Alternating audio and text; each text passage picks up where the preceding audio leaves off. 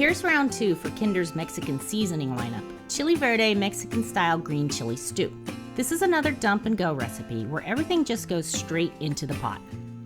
The pork goes in, making sure to spread it out in a single layer. A 6-quart pot requires 1 cup of water, so we'll add ½ cup to get things started, and the pork will release liquid as things heat up, so that'll make up the difference for our 1 cup. Spread the seasoning packet all around.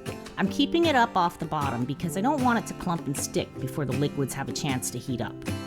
Last thing is the green salsa, which is made with tomatillos. I have a hot and a medium here, and I'm going with the medium today since I'm not the only person here. This one was still pretty spicy, and Steve said that this was just about the limit to his heat tolerance. So go with a milder one if you need to. This will cook for 35 minutes, followed by a natural release, which will take anywhere from 10 to 15 minutes. Smells great and looks good. Really tender meat, and yep, it's definitely spicy. Serving options are up to you. I cooked up this simple yellow rice in my IP Mini and adding some pico to brighten it up. So that's it for this video. I hope you enjoyed it.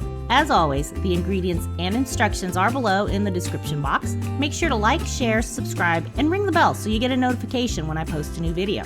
Leave a comment letting me know what videos you'd like to see on here. Thank you so much for watching, and I will see you in the next video. Bye-bye!